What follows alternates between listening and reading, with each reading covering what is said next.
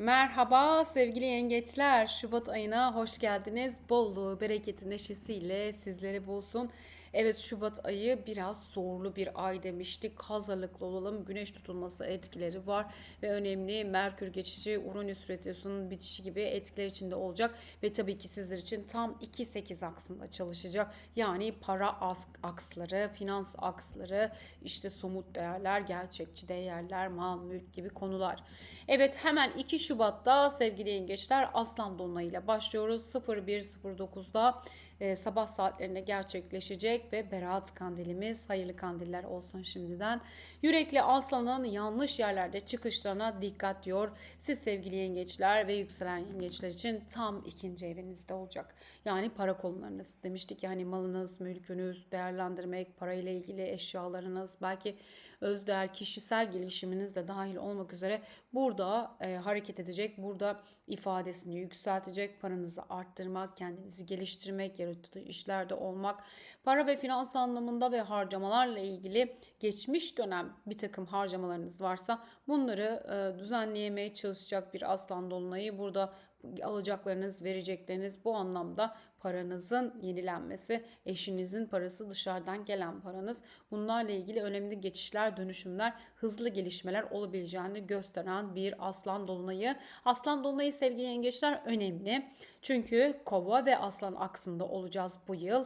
Diğer tarafa doğru gidecek, yani akslar değişiyor. O yüzden aslan dolunayı ilk dolunaylarımızdan bir tanesi.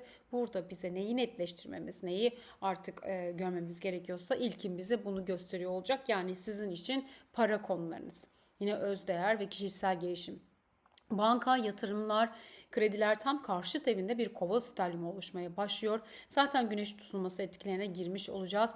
Burada ekstra masraflar, harcamalar, paranızın değişim dönüşüm geçirmesi umarım olumlu anlamda dönüşüm geçiriyordur. İş ve kariyer, mesleki anlamda sizi zorlayan konularla ilgili burada bir takım noktaları bütçesel olarak netleştirmeye başlayacaksınız. Bu üst yönetici olabilir, eşinizden gelecek para olabilir, mesleki anlamda sizi zorlayan konular olabilir. Bunlarla ilgili artık kendinizi ifade etmek istediğiniz konularla ilgili netleştiğiniz bir süre belki gideceksiniz, artık orada kendinizi ifade etmek. Kalpten inandığınız, kendinizi geliştirmek istediğiniz her konuda aslan dolunayı sizi destekliyor olacak. Somut, kalıcı değerler yaratmak, hani nakit, likit olarak görmek, bunu gerçekten istediklerinize karşı odaklandığınız bir dolunay olacak. Fakat parasal anlamda zorlu geçişler olabilir. Masraflar, mecburi çıkışlar var. Bunlara karşı tabii ki tetikte olmakta fayda var. Yine ikili ilişkiler adına bazı zorlu kişiler, işte inandığınız ama zamanda kalbinizdeki o kalıpları yıkmış olan kişiler, hayal kırıklığına uğratmış kişiler. İşiniz, işte sevgiliniz, bunlarla ilgili kişiler olabilir. Burada gerçeklikleri görerek, çünkü ikinci ev boğanın evidir aynı zamanda, gerçeklikleri görerek bunları artık düzenlemek, temizlemek, arındırmak ve daha derin etkilerle inandığınız noktalara doğru gideceğiniz bir aslan dolunayı olacak. Yine sağlık konularına bakalım şöyle bir. Zorlu bir dolunay sizler için sevgili yengeçler ve yükselen yengeçler. Bedeninizi korumanız önemli. Sağlık konularına ekstra özen göstermeniz gereken bir aydayız zaten ve aslan dolunayı da kalp diyor. Kalp sağlığınız, beslenmeniz, bedeninizdeki o dolaşım sistemleri, geçmiş rahatsızlıklarınız varsa bunların üzerine durmanız konusunda uyarıyor. Çünkü burada yine Uranüs'ün sert ani hareketler, ani işte spor yapıyorsunuzdur, kazalar, bunlara dikkat etmeniz gereken bir süreçte olacaksınız sevgili yengeçler. Bolluğu bereketiyle gelsin. Ve 4 Şubat Uranüs Boğa burcundaki retrosunu bitiriyor olacak sevgili yengeçler. Yine Uranüs biliyorsunuz toplumsal konularda para konuları diyordu. Burada artık sizin için 11. evde sosyal çevreniz, kişiler, iş ortamları, burada hareket eden bir Uranüs Boğa görüyoruz. Burada kişilerle sıra dışı, güzel, ilginç fikirler içinde olabilirsiniz. Ve tabii ki maaşınız parasal anlamda da sizi burada hızlı, olumlu gelişmelere doğru çağırıyor olacak. Paranız demiştik, parayla ilgili konular. Yine burada ortak gruplu çalışmalar 11. ev. Burayı arttırmak üzere hareket edecek. Buradaki kişilerle, kaynaklarla, yapacağınız hedeflerle paranızı arttırmak üzere çalışan bir Uranüs görüyoruz. Yeni kişilerle, yeni insanlarla konularınız hızlanmaya başlayacak sevgili yengeçler.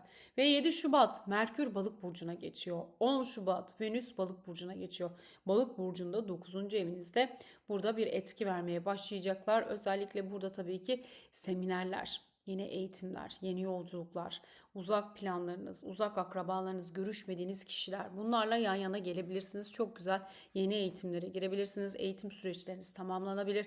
Yeni yolculuklar, planlarınızın arttığı bir döneme doğru geçeceksiniz. Sevgili yengeçler ve yükselen yengeçler, Uranüs bu sırada tabii ki ileri hareketindeydi. Sosyal yaşamınızda farklı kişiler, farklı alanlar, farklı eğitimler, yeni konular, yeni başlangıçlar burada bir hızlanmaya doğru sizi itiyor olacak. Güzel ani gelişmeler içinde olacağınız olumlu bir sürece doğru gidiyor. Yine manevi anlamda da hayat felsefeniz, görüşlerinizle ilgili tabii ki Satürn de buradaydı biliyorsunuz Balık burcunda. Uzun süredir o inandığınız kişilerle ilgili kalıpların yıkılmasıyla ilgili çalışıyordu. Şimdi diyecek ki yeni yollara doğru hareket ediyoruz. Özellikle Merkür'ün Balık'ta ve Venüs'ün Balığa geçmesiyle daha ilham verici ilahi konular, yüksek frekans konularda içinde olacaksınız. Ve 12 Şubat Merkür, Venüs, Kuzey Ay düğümü. Çok güzel bir kavuşum gerçekleşiyor tam da 9. evinizde. Yine davalar, kağıt, evrak işleri, işte belki işinizde terfi almak, burada gelecekle ilgili pek çok konulara plan yapmak, ilerletmekle ilgili muhteşem günler kullanabilirsiniz. 7-12 bu süreci kullanabilirsiniz. Etkili kalıcı sonuçları görmek için burada duygusal anlamda da tabii ki yükselen ilahi yine ilham verici konular içinde olacaksınız. Tabii ki bazı konulardan tamamen de vazgeçebilirsiniz sevgili yengeçler. Burada birçok konunun tamamlanması da söz konusu öte yandan. Belki pek çok konuda almış olduğunuz eğitimin tamamlanması, yurt dışı konularıyla ilgili bir takım şeylerin netleşmesi, vizeler, evraklar gibi konular. Yine inançla ilgili konular demiştik ya, bazı hayal kırıklıkları yaşadığınız kişilerle ilgili. Bunlar artık tamamlanmaya ve yeni bir sürece doğru geçiş yapıyor olacaklar. Ve 14 Şubat Satürn Koç burcuna geçiyor. O Neptün'le Satürn'ün büyük 0 derecedeki tarihsel kavuşumu tabii ki sizin için burada artık 10. ev, iş ve kariyer konularında yepyeni adımlara doğru gidiyor olacak. Çok önemli bir döngünün başındasınız sevgili yengeçler. Yine iş olmayabilir, toplumdaki statünüz, duruşunuz, yapmak istediğiniz kararlar, bunlarla ilgili hızlanan, yenilenen bambaşka bir sürece geçeceksiniz. Bu tabii ki benim YouTube videolarımdan bulabilirsiniz. Satürn Neptün 0 derece Koç kavuşumu yükselen yengeç ve yengeç burcunuza göre dinleyebilirsiniz. Tüm yol boyunca 2,5 yıl boyunca sürecek olan etkili bir kavuşum. İşlerinizle, mesleki anlamda hedeflerinize pek çok konuyu yenileyecek. Yeni sorumluluklarla yeni konulara doğru sizi alıyor olacak sevgili Satürn ve Neptün Koç kavuşumu. Ve 17 Şubat parçalı Kova güneş tutulmasına geçiyoruz. Aynı zamanda bir yeni ay. 13'te gerçekleşiyor, 15'te yani Türkiye saatiyle öğleden sonraki saatlerde ani etkilerle gelen zorlu yıkıcı bir güneş tutulması dedik. Evet, siz sevgili yengeçler için tam 8. evde. Aman korkmayın, burada derin düşünceler, derin dönüşümler, pek çok gizli kapaklı konunun ortaya çıkması, tabii ki para konuları, bankacılık, yatırımlar, bunlarla ilgili önemli değişimler ve dönüşümler geçireceğiniz bir güneş tutulması yine etkili. Sağlık ve para konularına çok dikkat etmeniz gereken bir süreçtesiniz sevgili yengeçler. Aynı zamanda eşiniz, eşinizin sağlığı, eşinizden gelecek para, işte bankalar, krediler, yatırımlar, bunlarla ilgili yoğun bir sürece işaret ediyor. Zaten güneş tutulması 6 ay boyunca biliyorsunuz etki alanında olacak. Yine burada son derecelerde gerçekleşiyor bu güneş tutulmamız tabii ki. O bakımdan da bir takım noktaların artık tamamlanması, tamamen kapatılması, sonuçlanması da etki alanında olacak. Ve burada tabii ki güneş tutulması Uranüs'le sert bir bağlantı içinde maalesef. Bu da tabii ki 11. ev demiştik. Size dışarıdan gelen bir takım haberler, size dışarıdan belki masraflar yaptıracak bir takım durumlar. Ortak, iş gruplarınız, arkadaş gruplarınız, onların bir takım durumlarına şahit olmak, haber almak. Burada sert geçiş derken dik bir açıyla bağlandığı için tabii ki aniden para ile ilgili fırsatlar, bunları değerlendirmek, ama tabii ki bu güneş tutulması olabildiğince risk almamanız gereken bir süreçte olacak. Yine çevreniz, eşiniz demiştik. Eşinizle ilgili, arkadaşlarınızla ilgili ani gündemlere şahit olacağınız bir süreç. Para konuları çok aktif. Özellikle parayla ilgili yükselen konularınıza çok dikkat. Kendiniz ve sevdiklerinizi korumak, Aynı zamanda psikolojik olarak 8. ev, korkular, kaygılar evi dediğimiz yer. Duygularınız çok tetiklenebilir. Zor bir dönem olarak geçirebilirsiniz sevgili yengeçler. Sizler zaten sezgisel ve duygusal insanlarsınız. Burada temkinli olun, kendinizi koruyun. Farkında kalmanız gereken konular çok artacak ve onları gösterecek. Burada bir aydınlanma süreci de var. Kişilerle, çevrenizdeki kişilerle, eşinizle gizli kalmış konuların aydınlanması, açığa çıkması, tamamlanması söz konusu. Her iki 8. ev dediğimiz zaman tabii ki sağlık konuları da çok aktif. Güneş tutulması 6 ay dönemi boyunca sağlığınıza çok dikkat. Kalp, dolaşım sistemi, bedeninizdeki bağışıklık sisteminiz, özellikle kovanın sembolize etmiş olduğu konular. Yani dolaşım, beden dolaşım ve sinir sistemleri. Bunlar çok etkin olacak. Burada sağlıkla ilgili ve tabii ki çevrenizdeki size dahil olan kişilerin sağlığı, bunlarla ilgilenmek, onların gündemleriyle ilgilenmek de söz konusu olabilir. Burada lütfen öncelik kendiliğiniz, öncelik kendi sağlığınız ve burada kendi inancınız, kendi çözümlerinize güvenmek çok ön plana çıkacak. İç sesinize lütfen güvenin. Önemli konuların gün yüzüne çıkacağı önemli bir güneş tutulması geçeceksiniz. Hayırlarla gelsin, güzelliklerle gelsin. Bir şeyleri tamamen yenilediğiniz bir süreçte olacaksınız. Tabii ki maddi değerler ve sağlık en başta yenileyeceğiniz yerler olacak sevgili yengeçler.